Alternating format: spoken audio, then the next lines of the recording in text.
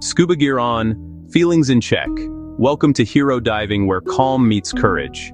Hero Diver is a specialty course that teaches emotional resilience through scuba breath-focused realistic practice. We blend classroom tools, understanding stress, cognitive reappraisal with hands-on drills, simulated pressure teamwork, real decision-making. Whether you're dealing with anxiety, grief, overwhelm, or wanting sharper focus, Hero helps you identify emotions, steady your breath, improve communication, build better coping habits. Expect safe, supervised sessions, underwater breathing skills, sensory awareness, stress management that actually stick above water too. The goal: less agitation, better mood, stronger relationships, smarter choices when it counts. Ready to turn the weightlessness of the sea into emotional lift? Sign up, breathe deep, become your own hero. Mental health can hit harder than anything life throws at us. Veterans, first responders, anyone under chronic stress. It can feel like carrying a rucksack you can't take off. Here's the proof. Research shows warm, clear water scuba can boost serotonin and help regulate mood. Veterans report lower stress and anxiety after dives because underwater you lock onto one thing: your breath. Other studies say even 1 hour in a blue space can lift your state of mind. That's why I'm pumped about Hero Diver, helping emotional resilience occur. It's a PADI distinctive specialty that pairs solid dive skills with simple, science-backed tools for resilience. Active listening, mindful breathing, intentional focus. Think of it like this. Underwater is gravity-free, sensory-rich, breathing-restricted environment. That combo nudges your brain to tune out noise and tune into your senses. Hydrostatic pressure hugs the body. Warm water relaxes muscles. Your breathing becomes a metronome for calm. The course is straightforward. Knowledge development plus 3 open water dives. On dive 1, I set the tone, plan the dive check stress levels, and brief the buddy system. Then we practice fin pivot and hover meditation, 2 minutes of neutral buoyancy while riding each inhale and exhale. It's not woo-woo, it's deliberate breath work aligned with buoyancy control. We also cover practical stuff for real life. Active listening that actually helps a peer feel heard. How stress shows up in your body and what to do about it. Myths versus realities of depression and anxiety, and when to get help. Basics of resilience, mindfulness, and CBT-style reframing. You can try today. Who's this for? Any certified open water diver age 15 plus, especially if you or someone you love is managing grief, anxiety, PTSD, or just feeling stuck. Instructors running Hero need additional peer support training and keep tight ratios, because safety and trust matter. Here's the path. 1. Learn the frameworks on land.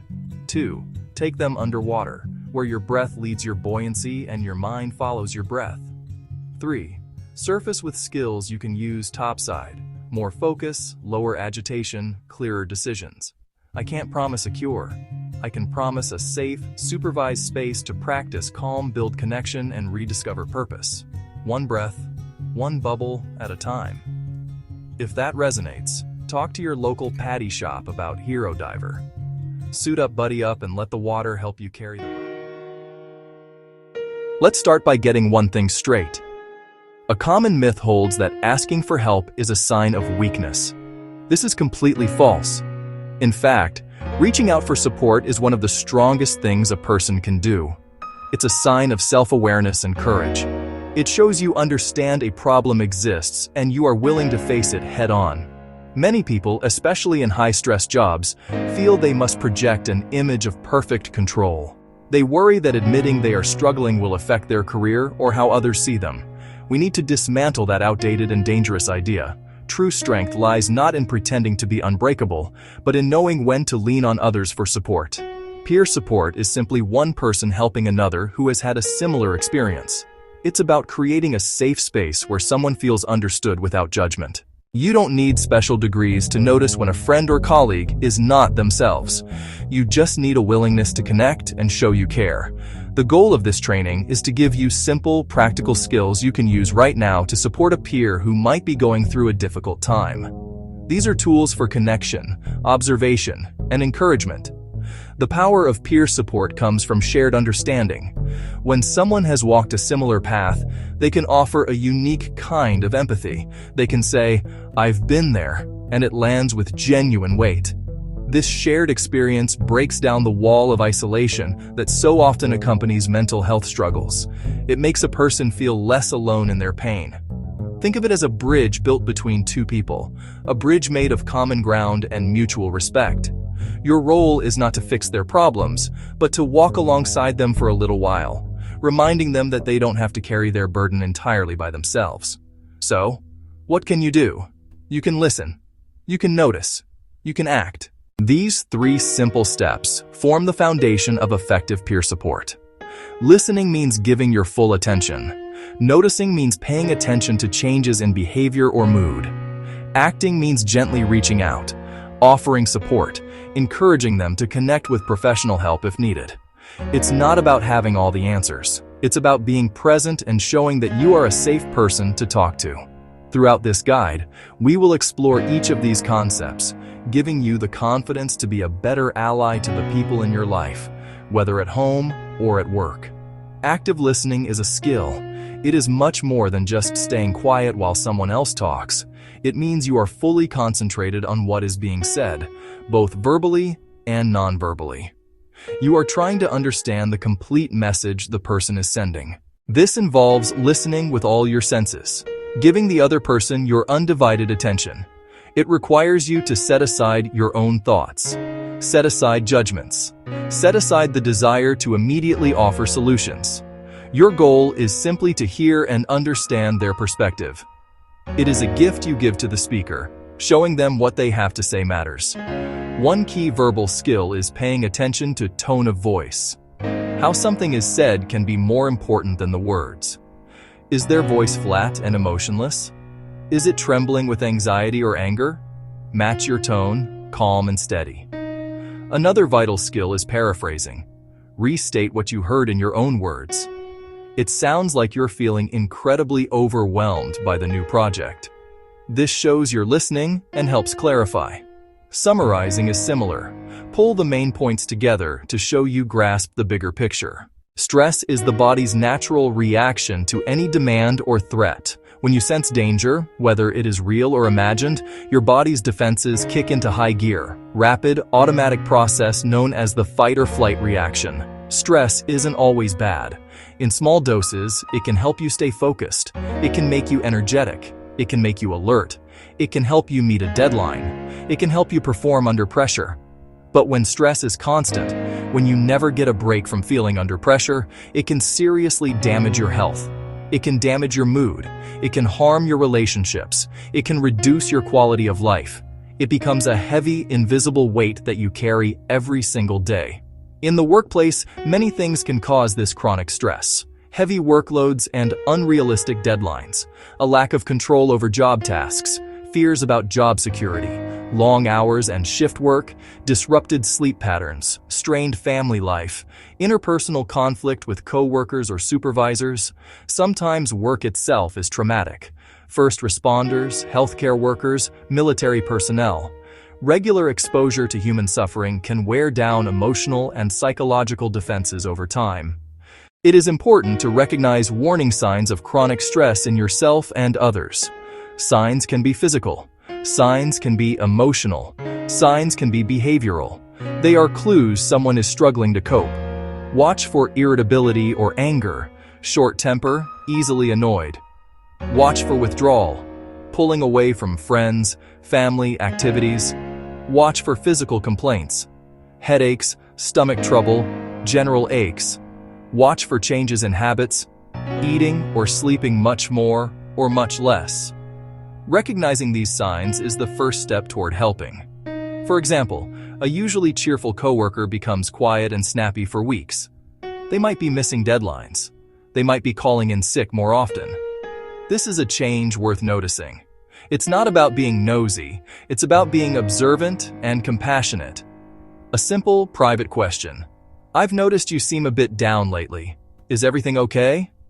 That shows you see them and that you care. It can make a world of difference.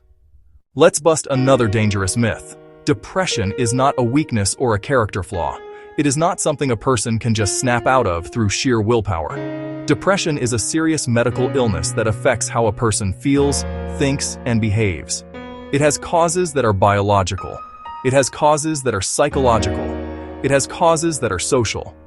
Telling someone with depression to just be happy is like telling someone with a broken leg to just walk it off. It's unhelpful and dismisses their suffering. Understanding depression as a health condition is the first step toward compassionate support. There are common symptoms you can learn to recognize. These aren't fleeting moods. They are persistent changes that interfere with life. Persistent low mood, feeling sad, empty, or hopeless most of the day. Loss of interest or pleasure, no longer enjoying hobbies or social activities. Changes in sleep, insomnia or sleeping too much. Fatigue or loss of energy. Even small tasks feel exhausting. If you notice these in a peer, approach them with gentleness and care. You are not diagnosing them. Your role is to be a supportive friend or colleague. Express concern in a non-judgmental way. "I've noticed you haven't been coming to our weekly lunch lately and I miss seeing you. I'm just checking in to see how you're doing." That kind of gentle inquiry shows you care and creates an opening for them to talk. The goal is small, manageable steps toward help. You can't force them, but you can encourage them. Suggest talking to a doctor. Suggest talking to a therapist. Suggest talking to a trusted leader. Offer to help find resources or make an appointment. Sit with them while they make a difficult phone call if needed. Listen without judgment. Offer your support. Remind them they are not alone and that help is available. When we talk about substance use, some terms can be confusing. It helps to have simple, clear definitions. Understanding these concepts can help you better understand what a person might be experiencing if they are struggling with alcohol or drugs. These are not labels to apply to people, but rather descriptions of processes that can happen when substance use becomes a problem. Knowing the language can help you listen with more empathy and less judgment. That's crucial when supporting someone who may be dealing with these complex issues. Let's break down a few key terms into plain language. Dependence is when a person's body gets used to a substance and needs it to feel normal. Without the substance, they may feel sick or unwell. It's a physical adaptation. Tolerance is when a person needs more and more of a substance to get the same effect. We all experience the fight or flight response. Imagine you're walking and a car suddenly swerves towards you. Your heart pounds, your breathing quickens, your muscles tense up. This is your body's alarm system, preparing you to fight or run away. It's a healthy, protective reaction. However, for some people, the alarm system gets stuck in the on position. An anxiety disorder can feel like that alarm is going off all the time, even when there is no real danger. It's a state of constant worry, fear, physical tension that makes everyday life hard. The signs vary, often including emotional and physical symptoms: constant, uncontrollable worry, restless, on edge, easily fatigued, racing heart, sweating, trembling, shortness of breath, stomach problems. They might start avoiding situations that trigger their anxiety, causing their world to become smaller and smaller. For example, someone with social anxiety might start turning down all invitations to go out with friends, not because they don't want to see them, but because the fear is too overwhelming. The signs of PTSD often fall into a few categories. The person might have intrusive memories of the event, like flashbacks, nightmares. They may actively avoid anything that reminds them of the trauma, such as places, people, conversations. They might also experience negative changes in their mood and thinking, feeling detached from others, having a persistent sense of blame or guilt. Finally, they may be constantly on edge, easily startled, irritable, trouble sleeping. For instance, a firefighter might avoid summer barbecues because the smell of smoke triggers memories of a traumatic fire. A clear sign they are struggling with the aftermath, you know. Talking about suicide is difficult, but it is one of the most important conversations you can have. Many people avoid seeking help for suicidal thoughts for a variety of reasons. They may feel ashamed. They may believe they are a burden to others. They might worry about being judged. They might worry about being hospitalized against their will. Some people believe that nothing can help, so they suffer in silence. This silence is dangerous. Breaking the silence by asking directly and compassionately about suicide does not put the idea in someone's head. Instead, it can be a profound relief, showing them that someone is willing to hear their deepest pain. It's helpful to understand the difference between risk factors and protective factors. Risk factors are things that can increase a person's risk for suicide. A history of depression or trauma, substance use problems, access to lethal means, a recent painful loss. Protective factors are things that can decrease that risk. Strong connections to family and friends, good problem-solving skills, access to mental health care, a sense of purpose or reasons for living. When you are supporting a peer, your goal is to act as a protective factor. Strengthen your connection and encourage them to seek help. Learning to recognize warning signs is a critical skill for any peer supporter. These signs can be verbal or behavioral. They are direct or indirect clues that a person is considering ending their life. If you see these signs, act immediately and get professional help involved. Verbal warning signs include talking about wanting to die or to kill oneself, saying they feel hopeless or have no reason to live, talking about being a burden to others, saying they feel trapped or in unbearable pain. Behavioral warning signs: giving away prized possessions, withdrawing from friends and family, an increase in the use of alcohol or drugs, searching online for ways to end their life, visiting or calling people to say goodbye, a sudden, unexplained switch from being very sad to being very calm or happy. If you are worried that someone is suicidal, ask them directly. For example, "With everything you've been going through, I'm worried about you. Are you thinking about killing yourself?" It is direct, it is caring, it opens the door. If they say yes, do not leave them alone. Stay with them and get help. Call a suicide hotline together. Take them to an emergency room. Call 911. Your presence and your action can be the link connecting them from profound despair to safety and hope. Your job is not to be their rescuer, but their bridge to professional care. Resilience is the ability to bounce back from adversity, trauma, and stress. It's not about not feeling pain or difficulty. It's about how you cope with and recover from it. Think of it like a tree that bends in a storm but doesn't break. Resilience is not something you either have or you don't. It is a skill that can be learned and strengthened over time through practice. Building resilience is a key part of protecting your mental health. It gives you the tools to navigate life's challenges without becoming overwhelmed. There are simple, practical exercises you can do to build your own resilience. Here are 3 easy practices you can start today. Mindfulness, paying attention to the present, on purpose, without judgment. Notice your breath. Notice the feeling of your feet on the floor. Notice the sounds around you. This can pull you out of cycles of worry about past or future. Diaphragmatic breathing, belly breathing to calm your nervous system. Place one hand on your chest and the other on your belly. Breathe in slowly through your nose. Let your belly push your hand out. Breathe out slowly through your mouth. Keep your chest relatively still. Guided imagery, a short mental vacation. Imagine a calm beach. Imagine a quiet forest. What do you see? What do you hear? What do you smell? What do you feel? Even a few minutes can reduce stress. Sometimes, after trauma, people experience post-traumatic growth. This isn't about ignoring the pain. It's about positive psychological changes after struggling with a major crisis. People might find a new appreciation for life, develop deeper relationships, feel a greater sense of personal strength, find a new sense of purpose. What didn't break you can make you stronger, make you wiser, make you more compassionate. Example: someone survives a serious illness. They went through immense pain, fear, uncertainty.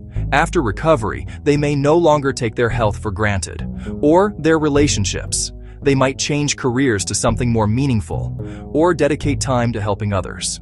The trauma was terrible, but in its aftermath they found new depth and meaning.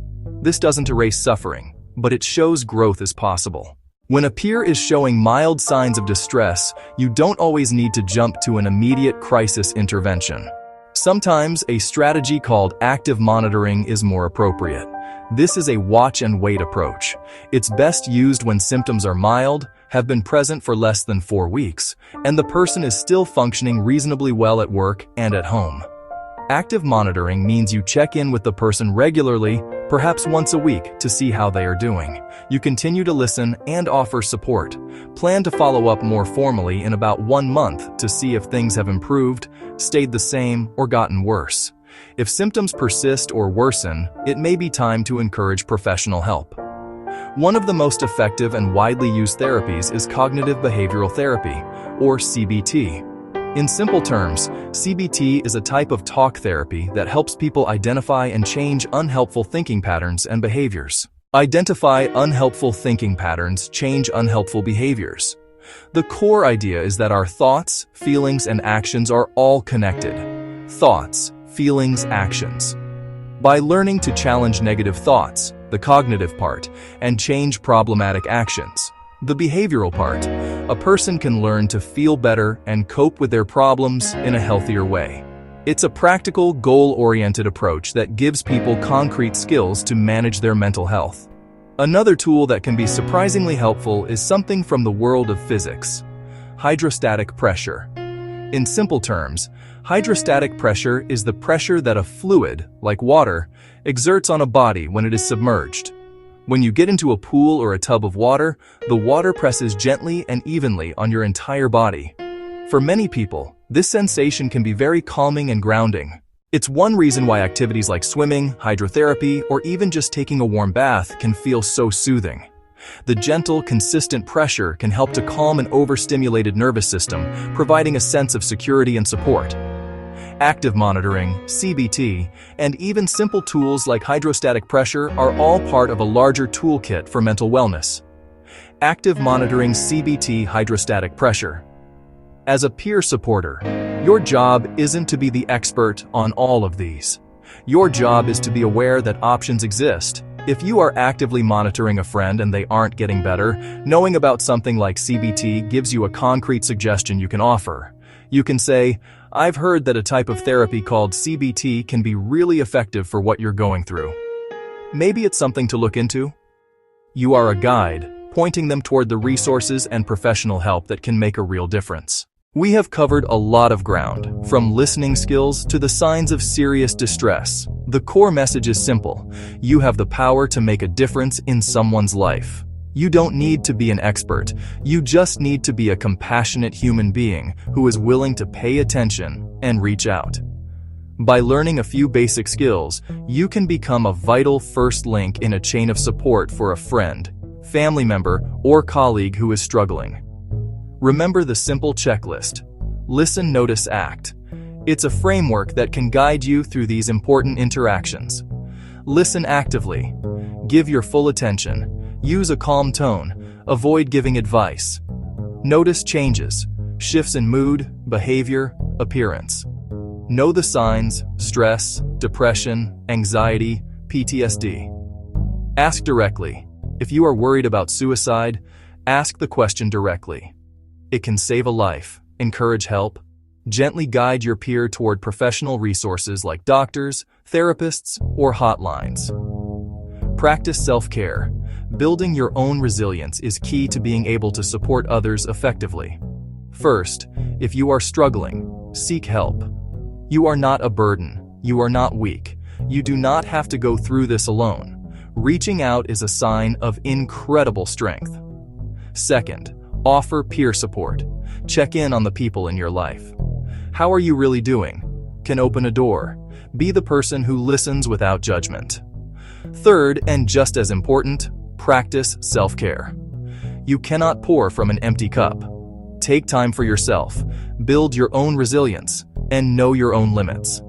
By taking care of ourselves, we become better equipped to take. Dive 1 Skills Review. Underwater. 1. Descend using a line, wall, or sloping bottom to a depth no greater than 18 meters 60 feet. Open water diver. 2. Advance open water. 30 meters 100 feet. Use the 5-point method. 1. Fin pivot meditation. Lie flat on your stomach on the bottom of the ocean. Keep your legs straight and the tips of your fins touching the bottom. Inhale as a test. To rise, gently inflate your BCD until you ascend on the inhalation. As you exhale, the upper body will sink toward the bottom. Continue the breath, rising to a 45-degree angle and falling. Cross your arms in front of your chest. Focus on the sound and allow yourself to slow your breathing. 1. Hover meditation. Working as a buddy team, deflating your buoyancy vest, your BCD, and sinking to the bottom of the ocean. Once you are down, take a test inhalation. Your body probably won't rise. Gently pump the inflate button on your BCD once. Inhale. Once you rise, exhale and fall. As you continue to breathe and float, perhaps close your eyes, cross your legs and hold the tips of your fins. Hover in mid-water and breathe for 2 minutes as your buddy observes. At completion of this exercise, reverse roles and allow your buddy to hover meditate for 2 minutes. 1. As you breathe, notice how the inhalations and exhalations begin to overlap. Before the exhalation is even complete, the inhalation begins. Visualize the inhalation lifting your spirit. Exhale all energetic loads and sink. 1. With a buddy, explore the dive site. 1. Avoid contact with sensitive organisms and the bottom, and rescue any equipment that becomes loose. 1. Stay close enough to make physical contact with buddy within 2 seconds. 1. Indicate remaining air supply within 20. Bar 300 psi without rechecking the SPG. 1. With a buddy, signal when to turn the dive and when to ascend based on air supply or time per the dive plan, and take appropriate action. 1. Ascend at a rate not to exceed 18 meters (SAR 60 feet per minute) using a dive computer or depth gauge and timing device. 1. Make a safety stop at 5 meters (SAR 15 feet) for at least 3 minutes.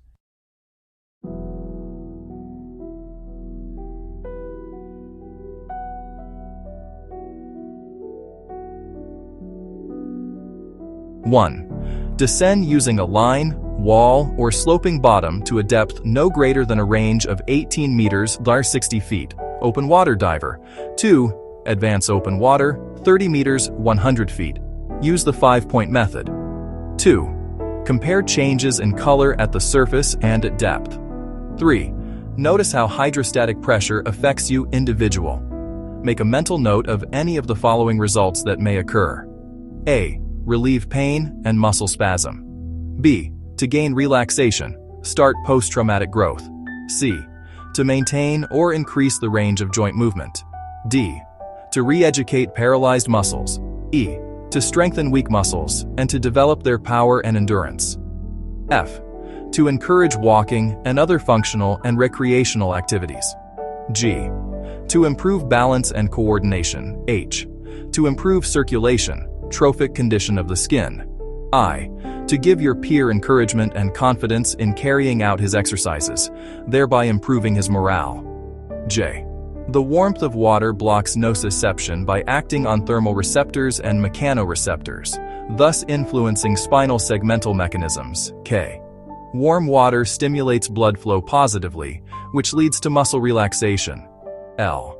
Releasing feelings of stress, depression, anxiety, and PTSD. 4. Explore the dive site. 5. Avoid contact with sensitive organisms in the bottom, and rescue any equipment that becomes loose. 6. Stay close enough to make physical contact with buddy within 2 seconds. 7. Indicate remaining air supply within 20 bar 300 psi without rechecking the SPG. 8.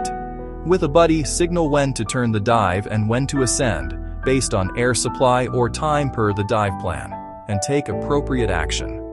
9. Ascend at a rate not to exceed 18 meters (SAR 60 feet) per minute using a dive computer or depth gauge and timing device. 10. Compare a dive computer or depth gauge reading to another diver's depth reading. 11. Make a safety stop at 5 meters (15 feet) for at least 3 minutes.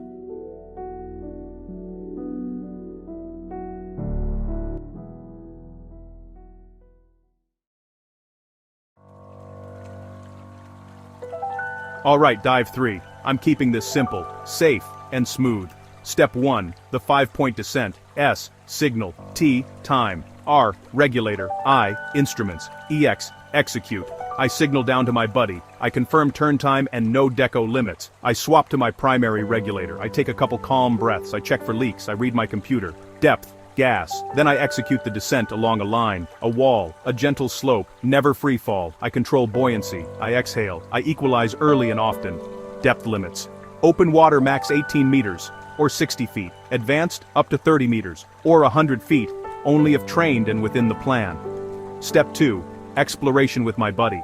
We fan out just enough to scan, but we stay so close we can reach each other in 2 seconds. My golden rule. I move like I'm in a museum. Slow kicks, high trim, no finning the bottom. Step 3. A quick mental health hack. Even on land, I use virtual reality scenes of coral reefs. The sway, the light, the bubble sounds. It's science-backed. Calm visuals plus rhythmic audio can lower heart rate. Great practice for relaxed dives. Step 4. Protect the reef and your gear. I avoid touching sensitive organisms or the bottom. If anything on me comes loose, SPG hose, console, flashlight. I rescue it immediately so it doesn't drag or damage the site. Gas checks. I keep a running tally in my head. Every few minutes, I signal my remaining air to my buddy. Aim to be within 20 bar, or 300 psi accuracy. It's a skill that trains awareness. I still verify often with my actual gauge. Decision points, based on gas, or time per the dive plan. I signal turn the dive. We pivot, keep our depth, and continue the same buddy. Scuba post-dive debriefing. The post-dive debriefing that is not only an overview of the dive, but talks about how meditating in water can provide even greater benefits because of its healing effects. Being near, in, or underwater is greatly beneficial in both physical and emotional terms. The overall sense of well-being is increased, stress and anxiety are reduced, and heart and breathing rates become lower, allowing safer and better workouts.